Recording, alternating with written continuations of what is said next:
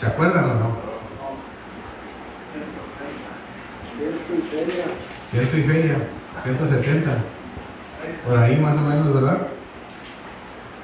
Pero el chiste es de que eran muchísimas personas las que vivían bajo el gobierno de los persas. Vamos a darle un saludo a la gente que está ahí en Facebook Live. Si no hay nadie ahorita tal vez viendo, pero cuando lo vean grabado, Dios los bendiga. Sean bienvenidos a su iglesia Calvario Otay una vez más. Y continuamos con el estudio del libro de Esther. Entonces, hoy vamos a ver cómo Esther es elegida reina. ¿Cuántos han leído ya todo el libro de Esther? Levanten su mano. ¿Alguien ya lo ha leído por completo el libro de Esther alguna vez? ¿Alguna vez en su vida? Y ahorita ya no se acuerda muy bien y dice, bueno, qué bueno que me lo están recordando.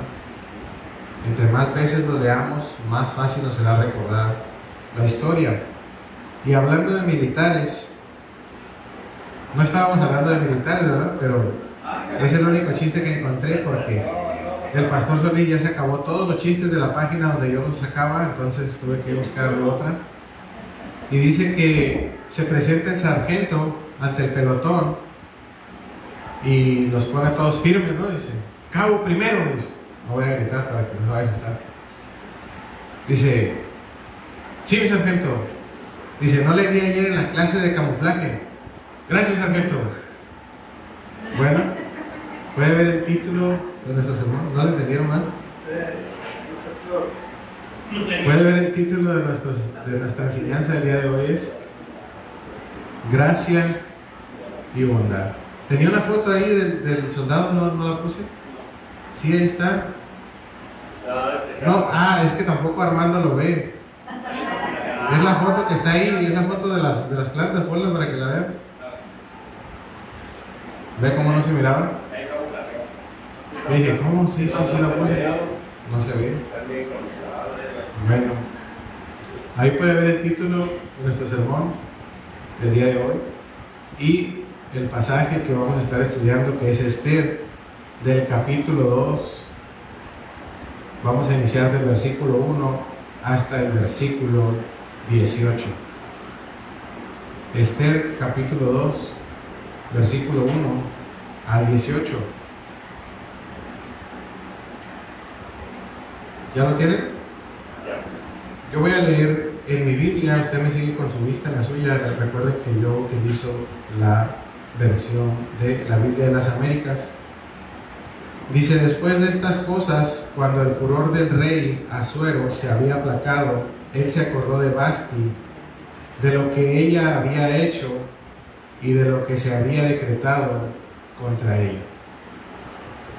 Cuando el furor, o la ira, dice la Reina Valera, ¿verdad?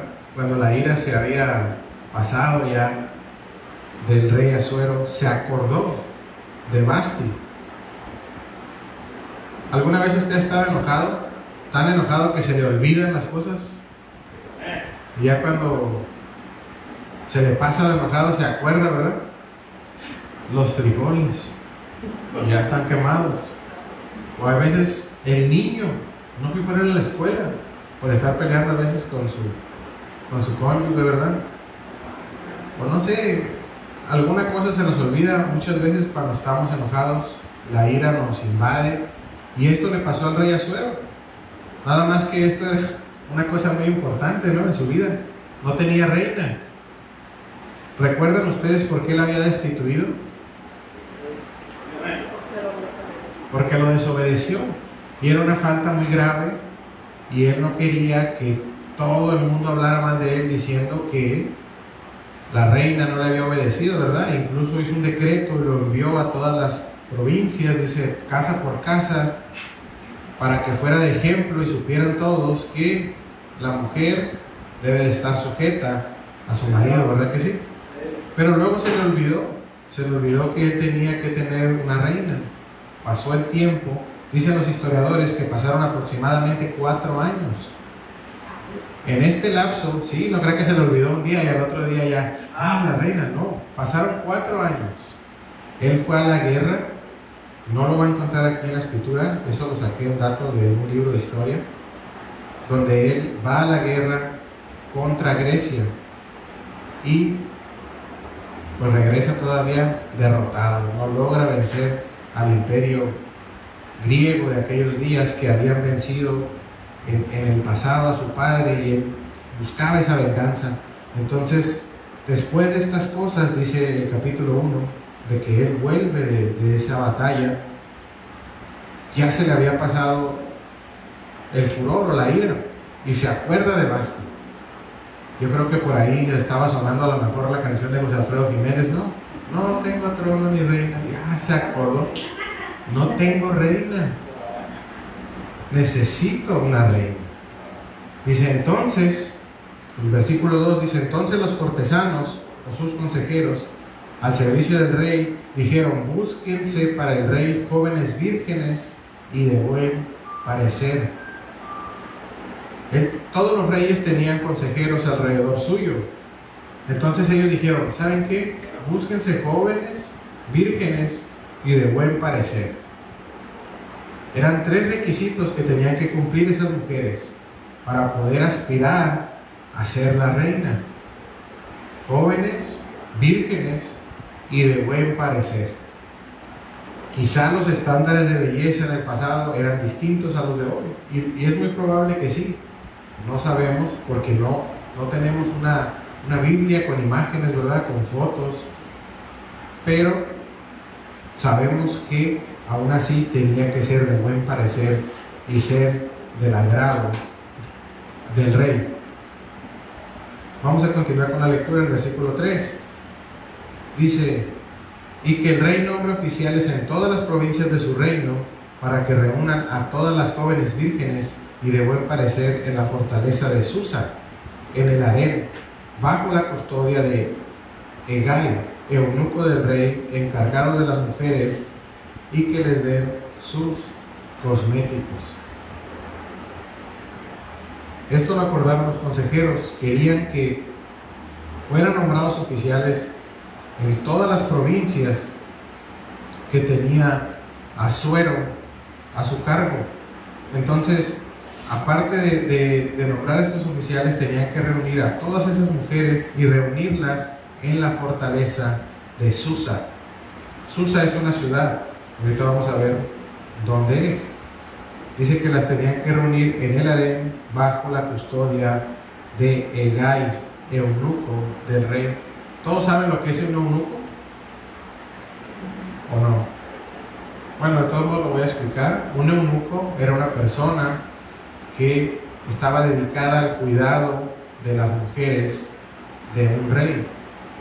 Un harén, como lo menciona aquí, era un grupo de mujeres que estaban simplemente para el servicio del rey. Y cuando digo del servicio del rey, me refiero a todo tipo de servicios, incluyendo tener intimidad con el rey, que era, yo creo, principalmente la función que tenían, ¿verdad? Pero aún así hacían otras labores como alimentarlo, ¿verdad? Usted ha visto por ahí en alguna película, darle uvas, echarle aire, todo lo que el rey se le placiera, un pedicure, que lo bañaran también, eran parte de las funciones de todas esas mujeres. Recuerden que este rey Asuero no era un rey de Judá, no era un rey de Israel, era un rey persa. Era un rey que no vivía conforme a la voluntad de Dios, que no respetaba las leyes de Dios, pero que a pesar de todo eso, como ya vimos la semana pasada, bueno, sí, el miércoles de la semana pasada vimos que Dios está en todo esto. Aunque ese rey ni creía en Dios, ni temía a Dios, ni obedecía a Dios, Dios lo estaba usando. Y estaba usando todas las cosas alrededor de esto en su divina providencia. El libro de Esther se trata de la providencia de Dios.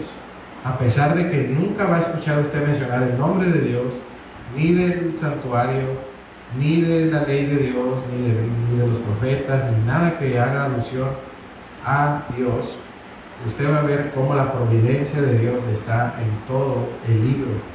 ¿Qué quiere decir providencia? Ver hacia adelante. Dios siempre ve hacia adelante en nuestras vidas. Por eso a veces muchas cosas no las entendemos, porque la providencia de Dios está actuando en nuestras vidas y decimos, ¿cómo es que estoy pasando por esto? Quizá Esther en ese momento decía, wow, va a haber un concurso, ¿no?, de belleza, que es lo que vamos a ver ahorita en los versículos más adelante. Qué increíble, o sea, voy a tener la oportunidad de ser reina. Miren, hablando de la ciudad de Susa, era una fortaleza. Ahí tengo una foto por ahí que puse. Más o menos así era. No tenemos fotografías, como le digo, es un dibujo que los historiadores han hecho, los teólogos, de más o menos cómo se miraba la fortaleza en Susa, porque todavía hoy en día existen las ruinas de este lugar y quedaron las bases ahí, los cimientos. Entonces, en base a eso se puede reconstruir, ¿verdad?, imaginarse cómo realmente se miraba. Allá al fondo miramos, ¿puedes poner la otra foto, hermano? Lo que es ahorita Susa en la actualidad, y ese fuerte que está ahí todavía es en Irán. Actualmente es la ciudad, bueno, el país de Irán, la ciudad de Susa todavía se llama igual. Entonces, esa ciudad es fundamental, era la capital del imperio persa y es fundamental en nuestra historia, como también lo fue en el libro de Nehemías. Recuerda que ya estudiamos el libro de Nehemías. Miren lo que dice Nehemías 1:1. Así comienza el libro. Palabras de Nehemías, hijo de Acalías. Aconteció en el mes de Quisleu, en el año 20, estando yo en Susa, dice, capital del reino. Desde ahí es donde Nehemías pide al rey, en ese momento creo que era Artajerjes, que por favor le dé materiales para reconstruir su ciudad. ¿Se recuerda todo el libro de Nehemías? Que lo deje volver allá, que lo deje reconstruir el muro de Jerusalén. Fue ahí en Susa, precisamente, donde hace todas estas peticiones. Y después, al final, le es concedido al pueblo, junto con Nehemías, que vuelvan, que es la primera deportación de Babilonia o del imperio persa, a que vuelvan, a su ciudad, a ser habitada de nuevo. También Daniel habitó en esta ciudad por un tiempo. Mira lo que dice Daniel 8:2. Vi en visión, y cuando la vi yo estaba en Susa. Era una ciudad importante para Dios, aunque en ese momento era utilizada como la capital del reino persa. Vamos a continuar con nuestra lectura en el versículo 4. Dicen los consejeros, y la joven que agrade al rey sea reina en lugar de Vasti. Y esto le pareció bien al rey, y así lo hizo. Entonces el rey escuchó el consejo de estos hombres y dijo, sí, vayan, busquen mujeres jóvenes, vírgenes y de buen parecer, ¿verdad? Y había en la fortaleza de Susa, aquí es donde entra el Señor y su pueblo. Dice en el versículo 5, y había en la fortaleza de Susa un judío que se llamaba Mardoqueo, hijo de Jair, hijo de Simeí, hijo de Cis, benjamita. Cis era el bisabuelo de Mardoqueo. Aquí vemos las tres generaciones: su padre Yair, su abuelo Simei y su bisabuelo Cis, de la tribu de Benjamín. Este hombre llamado Mardoqueo era descendiente de la tribu de los benjamitas y había llegado a Jerusalén. Aquí dice en el versículo 6, había sido deportado de Jerusalén con los cautivos que habían sido deportados con Jeconías, rey de Judá, a quien había deportado, ¿quién? Nabucodonosor, rey de Babilonia, ¿verdad? Lo acabamos de ver, que Nabucodonosor también habitaba en Susa con Daniel. Él fue quien ordenó aquella estatua, ¿recuerda? Que la construyeran para que fuera adorada. Entonces, toda la escritura tiene relación, y este Mardoqueo provenía de la tribu de los benjamitas que habían sido deportados de Jerusalén, cautivos con Jeconías, o también llamado Joaquín. Mira, aquí tengo la cita en 2 de Reyes 24, del versículo 10 al versículo 17. En aquel tiempo subieron contra Jerusalén los siervos de Nabucodonosor, rey de Babilonia, y la ciudad fue sitiada. Vino también Nabucodonosor, rey de Babilonia, contra la ciudad, cuando sus siervos la tenían sitiada. Entonces salió Joaquín, que es Jeconías, el que menciona aquí el libro de Esther. Dice, Joaquín, rey de Judá, al rey de Babilonia, él y su madre, sus siervos, sus príncipes y sus oficiales. Y lo prendió el rey de Babilonia en el 8º año de su reinado, y sacó de allí a todos los tesoros de la casa de Jehová y los tesoros de la casa real, y rompió en pedazos todos los utensilios de oro que había hecho Salomón, rey de Israel, en la casa de Jehová, como Jehová había dicho, y llevó en cautiverio a toda Jerusalén, a todos los príncipes y a todos los hombres valientes, hasta 10,000 cautivos, y a todos los artesanos y herreros. No quedó nadie, dice, excepto los pobres del pueblo de la tierra. ¿Ya ve que tiene sus ventajas ser pobre? A eso no se los llevaron. Asimismo, dice, llevó cautivos a Babilonia a Joaquín, a la madre del rey, a las mujeres del rey, a sus oficiales y a los poderosos de la tierra. Cautivos los llevó de Jerusalén a Babilonia a todos los hombres de guerra, que fueron 7,000, y a los artesanos y herreros, que fueron 1,000, y a todos los valientes para hacer la guerra llevó cautivos el rey de Babilonia. Y el rey de Babilonia puso por rey en lugar de Joaquín a Matanías su tío, y le cambió el nombre por el de Sedequías. Entonces entre toda esta gente iba Cis, el benjamita, fue trasladado a Babilonia, y allá en aquel lugar nace Mardoqueo, un hombre de la tribu de Benjamín, que no sabemos si su familia era pobre o no, porque acuérdense que nomás dejaron a los pobres, pero también se llevaron al herrero, al artesano, ¿verdad? Entre toda esa clase obrera que servían de utilidad al reino babilónico, pues también había gente de clase humilde, pero eran útiles ahora sí que para tenerlos de esclavos, ¿verdad? Vamos a leer el versículo 7.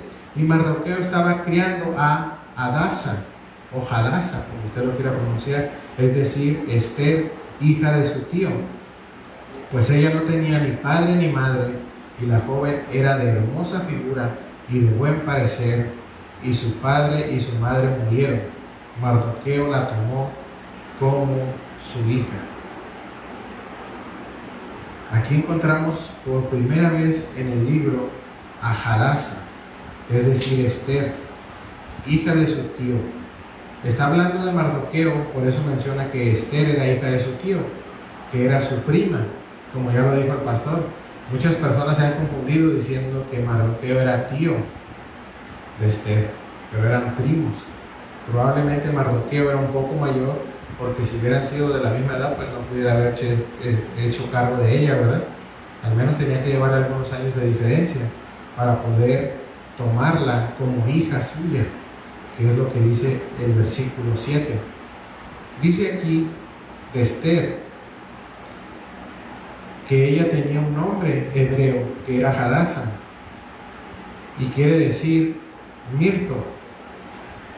Mirto es una planta que también es conocida con el nombre de arrayán. No sé si usted lo conoce.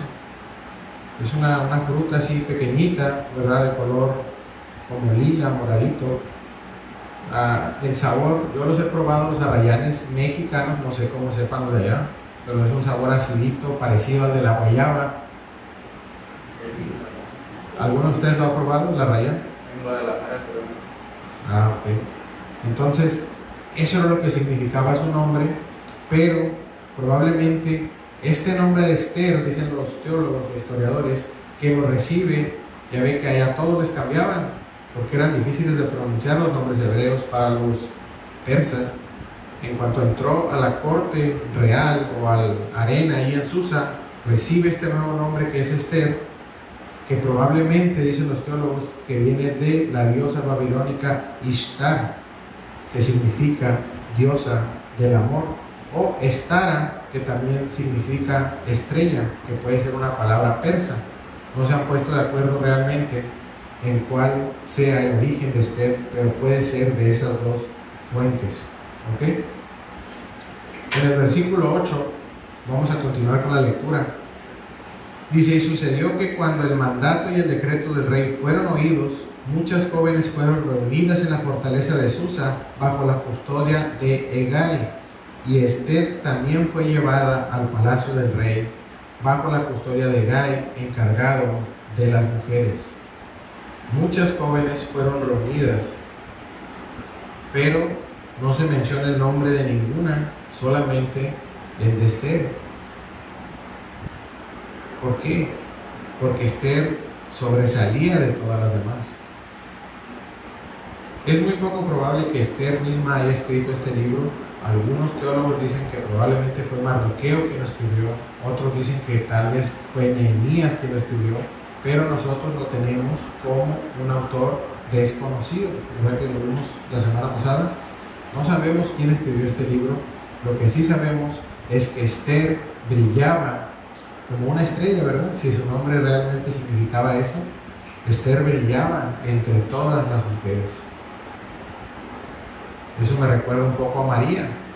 El Señor le dijo: bendita eres, ¿verdad?, entre todas las mujeres. Imagínense ahí, miles de mujeres, cuando fue la selección, cuando se escuchó, dice aquí, que el decreto había sido dado por el rey, muchas mujeres, o más bien todas las mujeres del reino persa, que eran millares de millares, escucharon del decreto.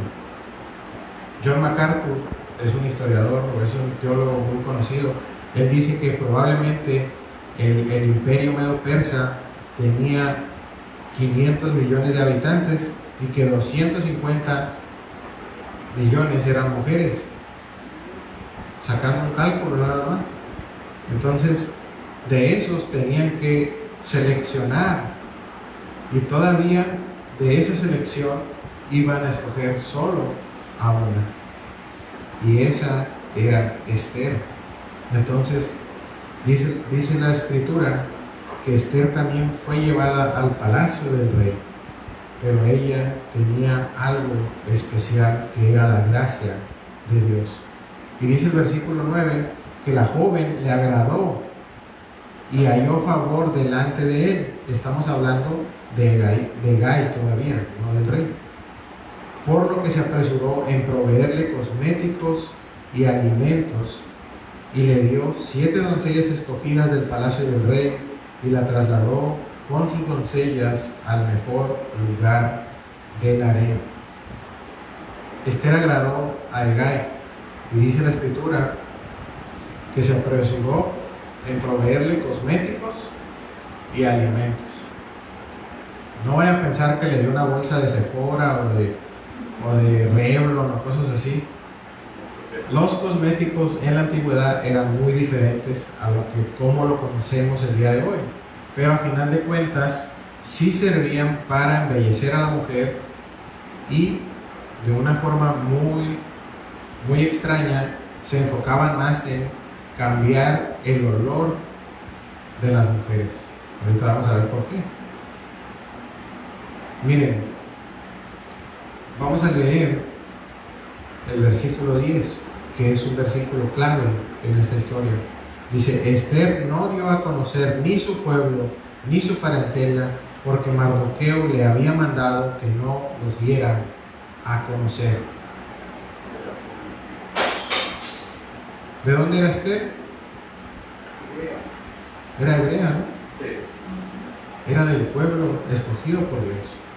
Entonces, Mardoqueo, al tener su abuelo benjamita, aunque ellos habían nacido en el cautiverio, conocían la ley de Dios, conocían los mandamientos de Dios, que fueron de generación en generación.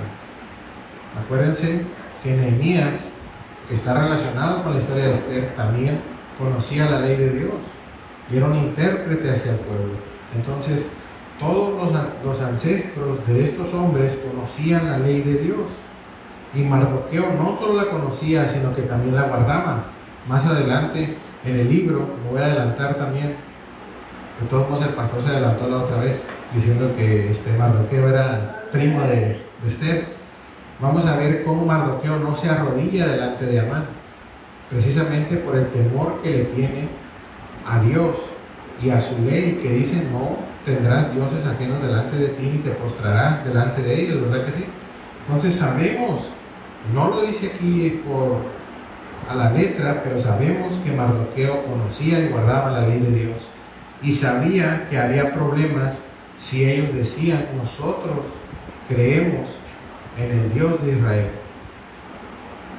y no vamos a comer lo que nos des, no nos vamos a arrodillar cuando nos digas, etcétera, etcétera, etcétera.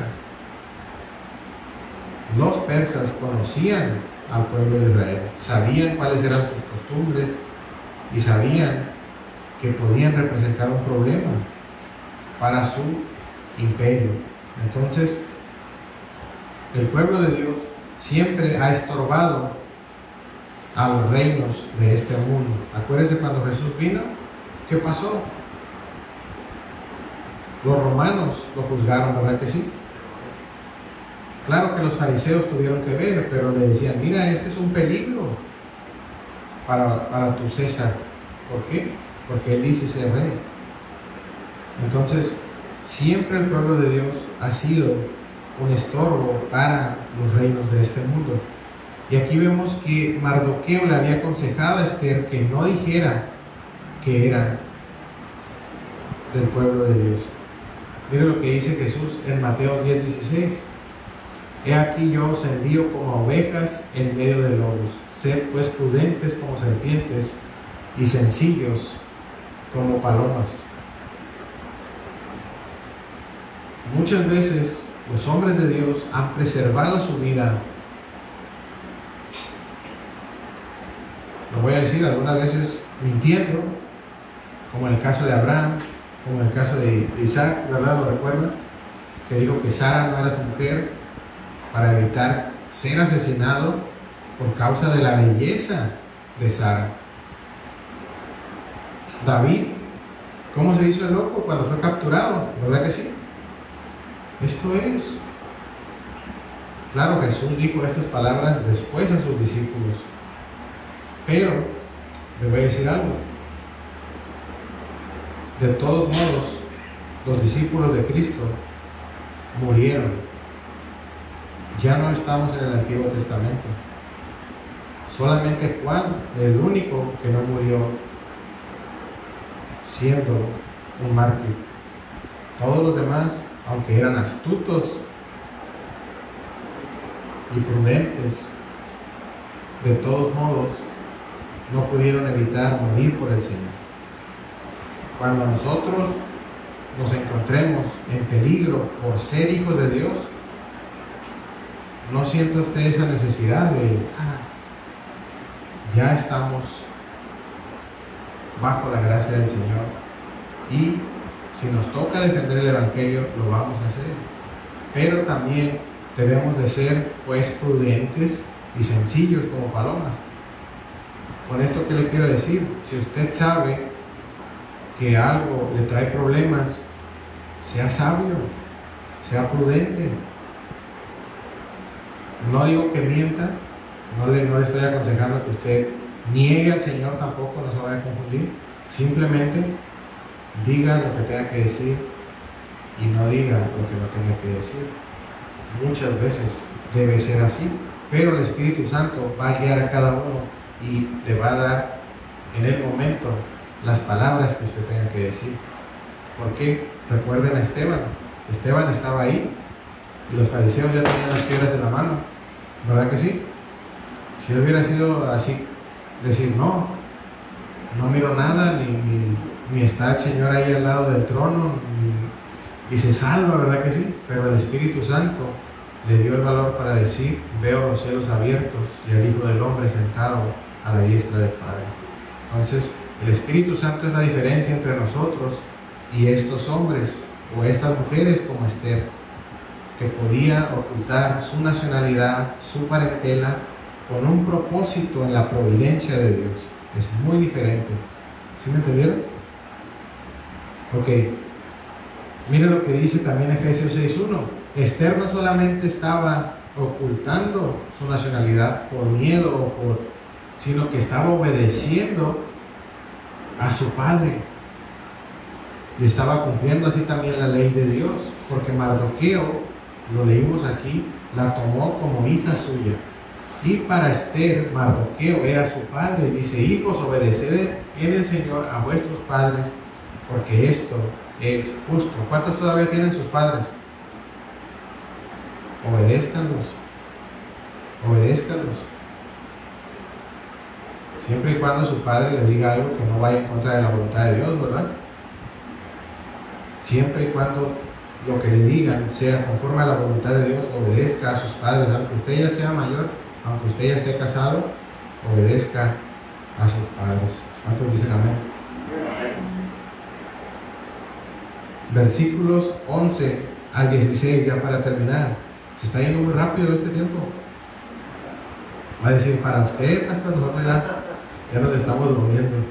Dice: y todos los días Mardoqueo se paseaba delante del patio del harén para enterarse cómo estaba Esther y qué le sucedía. Mardoqueo seguía preocupándose por Esther, a pesar de que ya había sido seleccionada. Él, al tener acceso ahí a la fortaleza en Susa, se paseaba, dice, delante del patio para darse cuenta qué era lo que le pasaba a Esther. Y dice el versículo 12 que cuando le tocaba a cada joven venir al rey Asuero al cumplirse sus 12 meses, según las ordenanzas para las mujeres, dice, pues los días de su embellecimiento se cumplían así: 6 meses con óleo de mirra y 6 meses con especias y cosméticos para las mujeres. Imagínense eso, 1 año estaban ahí para poder presentarse delante del rey Asuero. No sé si usted se puede imaginar esto, pero la mirra es muy aromática. No sé si alguna vez usted ha tenido oportunidad de olerla, pero es una cosa que yo no sé cómo salían esas mujeres de ahí, porque aparte les ponían otras especias, no sabemos de qué tipo. Lo que sí sabemos es que las especies aromáticas utilizadas en estos imperios podían servir para ocultar el olor de un cuerpo muerto. ¿Verdad que sí? Eran embalsamados, todavía, recuerden, las mujeres cuando fueron a ver el cuerpo de Jesús llevaron especias, ¿verdad? Para ponerle, para que no oliera o no hediera ya en estado de putrefacción. Imagínense qué podían hacer estas especies en una mujer joven. Yo me imagino que las mujeres salían después de ahí 1 año y bueno, olían algo tremendo, ¿verdad? No puedo decirle que si bonito o no, porque no sé qué les ponían exactamente. ¿Usted qué se imagina que les ponían? Canela, madera de cedro, molida, no sé. Muchos de los perfumes están hechos de esas esencias, rosas, jazmines, no sé, pimienta, clavo de olor, dice el hermano, orégano, no sé, algo. Si usted, el clavo es una esencia aromática muy fuerte y la utilizan también para la perfumería. Si usted lee el libro de Cantar de Cantares, usted va a poder ahí aprender algunos tipos de esas esencias aromáticas que utilizaban las mujeres en el pasado para agradar a sus esposos. Entonces, 1 año, hermanos, metidos ahí como en remojo, ¿verdad? No importa, fíjense, el rey decía, no importa de dónde la hayan traído esa mujer, si olía a borrego, si olía a chivo, si trabajaba en el campo, lo que sea, métala ahí 1 año, pero cuando salga de ahí, wow, no solamente va a ser joven, no solamente va a ser virgen y de buen parecer, sino que va a oler exquisito. todo estaba preparado para que se presentaran delante del rey. Dice, entonces la joven venía al rey de esta manera: cualquier cosa que ella deseaba se le concedía para que la llevara consigo del harén al palacio del rey.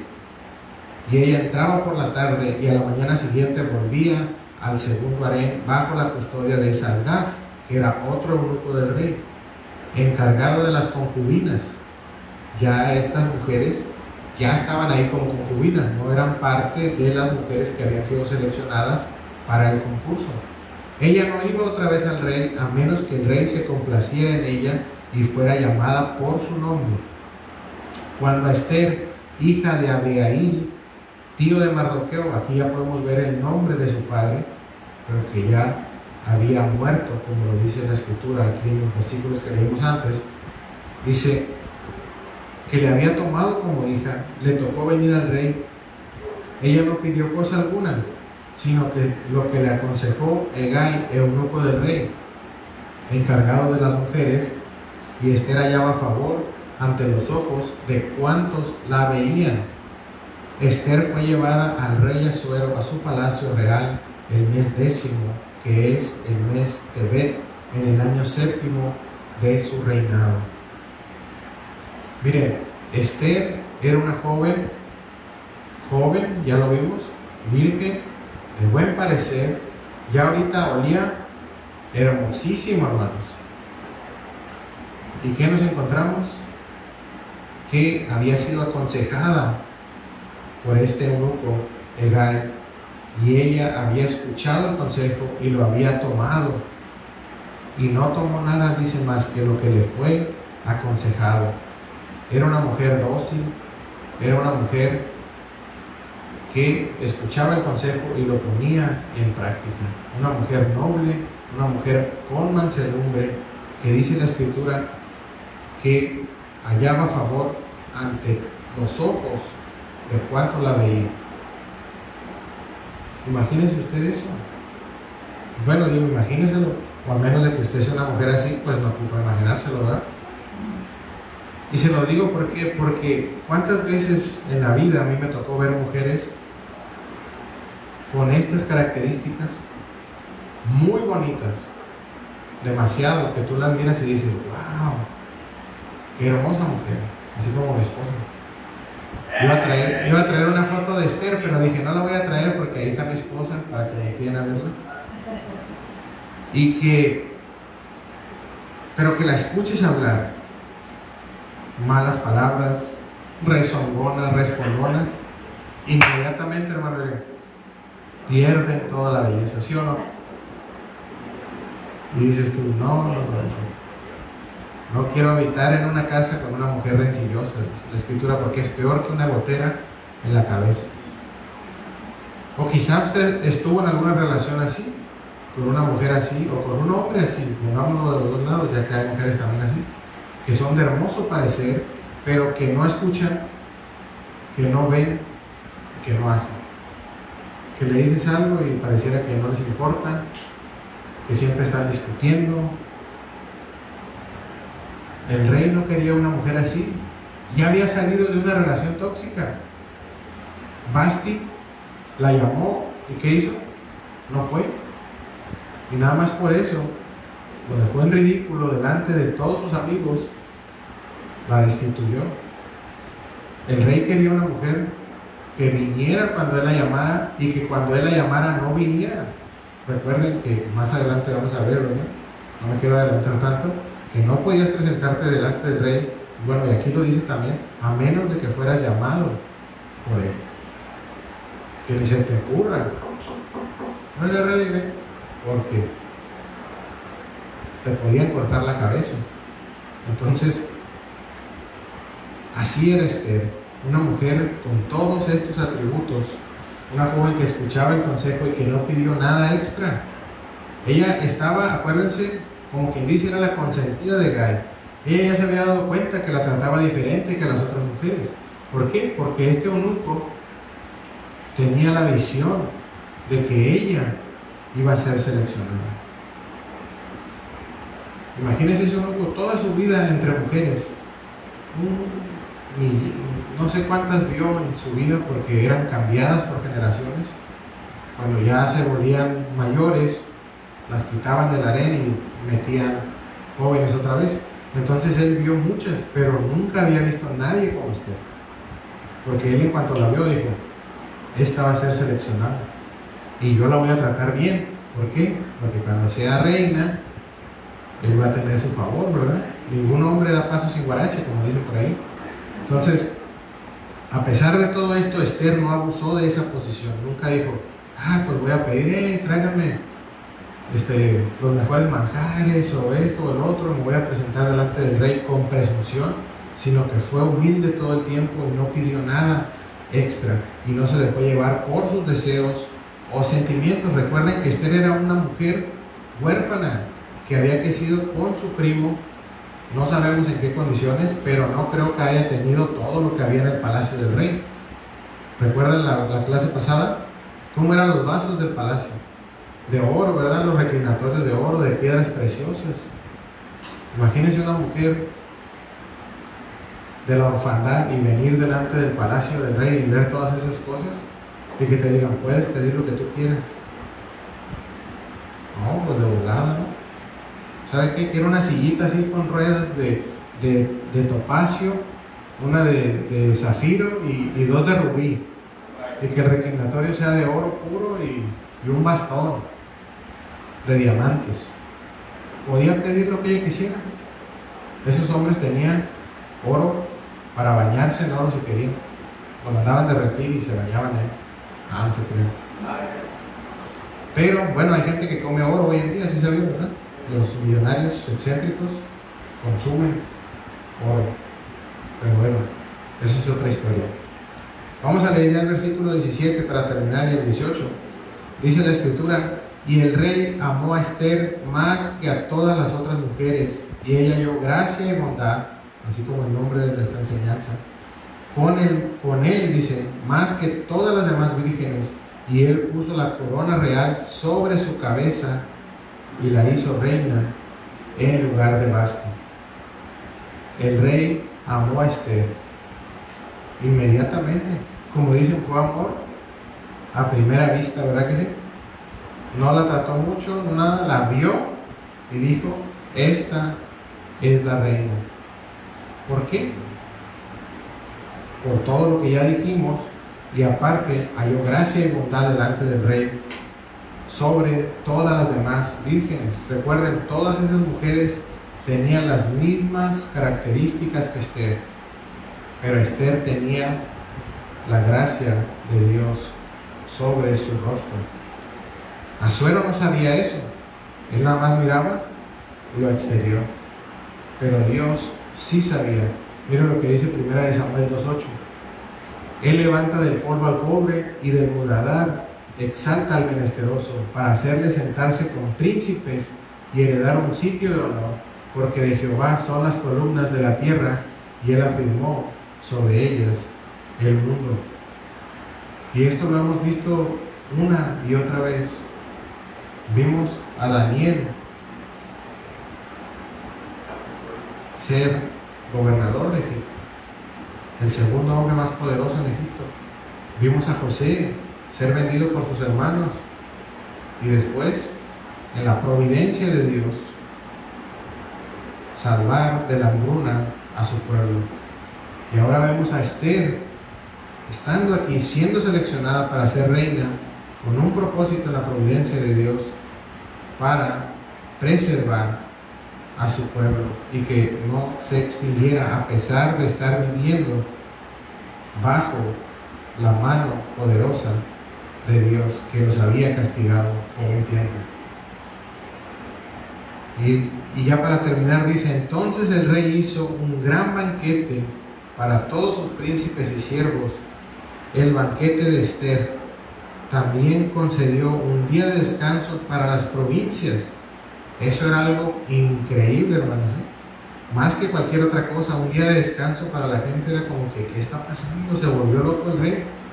Y dio presentes conforme a la liberalidad del rey. Dio regalos, imagínense. Imagínense que usted hubiera estado en ese banquete con su vasito de oro, con piedras preciosas, y dijeran, llévatelo. Santo Dios. Aquí dice que dio Mercedes. Dio Mercedes, dice. Pues no sé qué marca dio, pero algo dio. Y otro banquete, hermanos.